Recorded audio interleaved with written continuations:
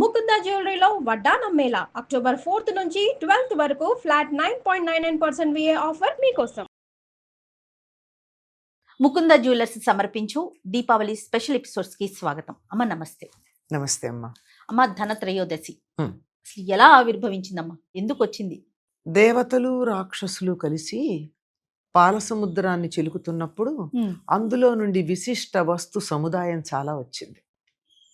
ఐరావతం, ఉచ్చైశ్రవం, కల్పవృక్షం, చింతామణి, అప్సరసలు, అంతకన్నా ముందు వారుణి అనబడేటటువంటి ఒక మద్యం, అంతకన్నా ముందు హాలాహలం, ఇవన్నీ వచ్చాయి కదా. అవును.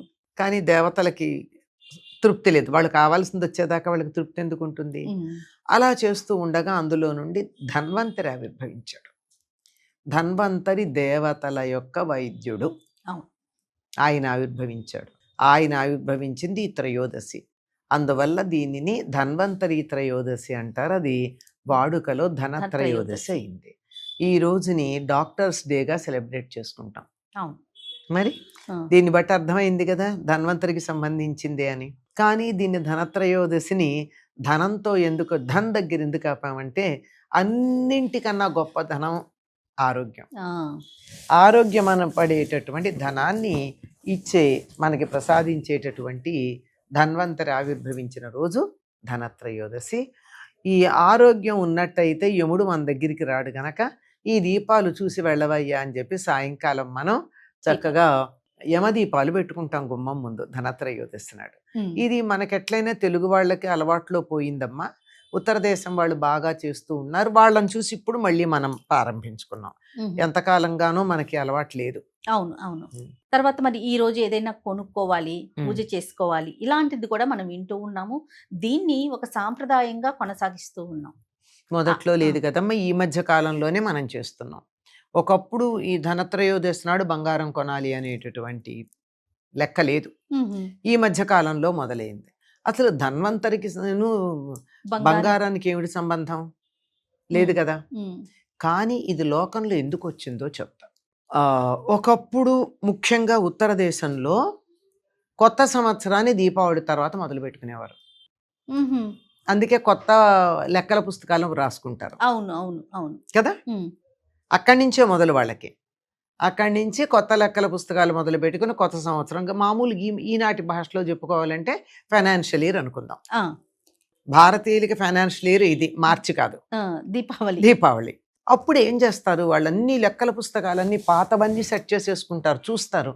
అప్పు ఎవరికన్నా తీర్చాలంటే వెళ్ళి తీర్చేస్తారు. ఎవరి దగ్గర అప్పు వీళ్ళకి ఇవ్వాల్సి ఉంటే వెళ్ళి తెచ్చుకుంటారు. తెచ్చుకోవడమే కాదు, ఒకవేళ వాళ్ళు ఇవ్వలేమంటే తీర్చవయ్యా మళ్ళీ దీపావళి మర్నాడు ఇస్తానంటారు. ఎందుకంటే మొత్తం ఎక్కడికక్కడ లెక్క సరి చేసేసుకోవాలి. అవును. ఈ బ్రాడ్ ఫార్వర్డ్ పెద్దగా ఉండకుండా లాభం మాత్రమే ఉండేటట్టు. ఇలా లెక్క చూసుకున్న తర్వాత ఆ లాభం ఏదైతే ఉంటుందో ఆ లాభాన్ని మళ్ళీ మొత్తం పెట్టుబడి పెట్టకుండా ఎమర్జెన్సీకి ఉపయోగపడాలంటే దాచిపెట్టుకోవడానికి ఏం చేసేవారు, బంగారం కొనేవారు. అలా వచ్చింది. ఇప్పుడు ఏమైంది, 100 రూపాయలు లాభం వచ్చింది అనుకో అమ్మా. ఆ 100 రూపాయలు మళ్ళీ పెట్టుబడి పెట్టేస్తే రేపు పొద్దున మొత్తం మునిగిపోతే వీళ్ళ గతేమిటి? ఏ కారణంగా అన్నా ఇప్పుడు మనకి చూస్తున్నాం, ప్రపంచం ఆర్థిక పరిస్థితులు ఎట్లా ఉన్నాయంటే ఏ రోజు ఏదేమవుతుందో తెలియని పరిస్థితి ఉంది. అవునమ్మా. ఏ రోజు 100 రూపాయలు కూడా పనికొస్తాయో రాదో తెలియని పరిస్థితి అయితే అదే పరిస్థితిలో ఉన్నాం. అట్లాంటప్పుడు ఏమాత్రం విలువ తగ్గనటువంటిది ఏది ఉందంటే బంగారం మాత్రమే. కనుక బంగారం కొనేసుకుని పెట్టుకుంటారు. ఇది సాధారణంగా ఆడవాళ్ళు అడుగుతారని మనం పొరపాటు పడుతూ ఉంటాం. అవును, పొరపాటు పడుతూ ఉంటాం. అనగానే మనకి ఆడవాళ్లే కనిపిస్తారు. కానీ ఇంతంతలా గొలుసులు వేసుకున్న మగవాళ్ళు మీకు కనపడరా అమ్మా?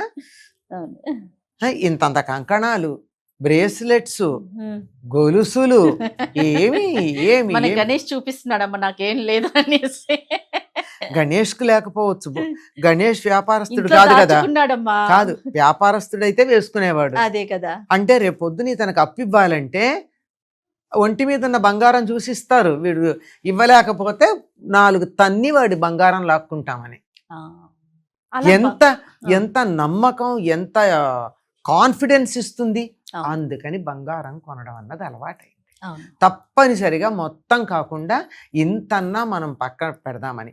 వాళ్ళెవరూ పొలాలు కొనరు, మీరు గమనించారో లేదా, వాళ్ళెవరికి పొలాలు ఉండవు. ఉమ్, మహా ఉంటే ఒక ఇల్లు ఉంటుంది, ఎక్కువ ఇళ్ల మీద ఇన్వెస్ట్ చేయరు ఉమ్. కదా. అవును. మొత్తం వ్యాపారమే కదా. ఎక్కడన్నా నష్టం వస్తే ఉమ్, ఇబ్బంది పడకుండా. పడకుండా దాన్ని అసెట్ లాగా పెట్టుకుంటారు. అందుకని సరే ఆడవాళ్ళు ఇది అవకాశమే కదా అని రకరకాల నగలు చేయించుకుంటారు. అలా వచ్చింది. అలా వచ్చింది. పైగా ఆడవాళ్ళు చేయించుకునే నగలేమి పెద్ద బరువుగా ఏమి ఉండవు. ఇంతంతలా గొలుసుల్లా అంత ఉండవు అవి. ఉమ్, కానీ వీళ్ళకి వెరైటీ ఉంటాయి. అవును. అలా వచ్చింది. అది ఎలా అయిపోయిందంటే ఇప్పుడు మాకు కొన్ని 100 ఎకరాలున్నా ధనత్రయోదశి నాడు బంగారం కొనాల్సిందే. అంతే. నాకు నెల జీతం హానిగా సరిపోతున్నా బంగారం కొనాల్సిందే, అప్పు చేసైనా బంగారం కొనాల్సిందే అనేటటువంటి అలవాటుకు వచ్చిందమ్మా. మరి కొంచెం అర్థం చేసుకుంటే ఏం చేయాలో అర్థం అవుతుంది, తెలుస్తుంది. తప్పకుండా అమ్మా, తప్పకుండా. తప్పనిసరిగా అసలైన ధనం, ఆరోగ్యం, దానికోసం ప్రయత్నం చెయ్యండి. అప్పుడు ఒంటి మీద బంగారం పెట్టుకున్నా, బంగారం లాంటి ఆహారం తిన్నా ఒళ్ళు బంగారం లాగా ఉంటుంది. ఆ రోజుల్లో ఆ విధంగా అంటే బంగారానికి కాస్త ఇన్వెస్ట్ చేసుకునేవాళ్ళు అంతే చేసుకునేవారమ్మా. ఇప్పుడైనా అదే సరైనటువంటి పద్ధతి ఏమో అనిపిస్తోంది. ప్రస్తుతం బంగారం యొక్క ధరవరలు గనక మనం చూసినట్టయితే అదే సరైన పద్ధతి ఏమో అనిపిస్తోంది. అది ఎప్పటికీ కూడా ఏమాత్రం అటు ఇటు తేడా వచ్చేదేం లేదు. అవును, అవును. తక్కువ అయ్యేటటువంటిది లేదు. అవును. ఇప్పుడు ఆడపిల్లలు ఉన్నారు, ఉద్యోగాలు చేస్తారు, అవును. వెళ్ళి వాళ్ళకి వచ్చేటటువంటి దాచుకున్న 1,00,000, 2 లక్షలతోనో పొలం కొనలేరు, ఇల్లు కొనలేరు. అవునమ్మా, కొనగలరా? అస్సలు కొనలేము. రేపు ఎప్పుడన్నా ఉపయోగపడుతుంది, బంగారమే కొనుక్కోవడం మంచిది అని కొనుక్కుంటారు. కొనుక్కోండి, తప్పేం లేదు.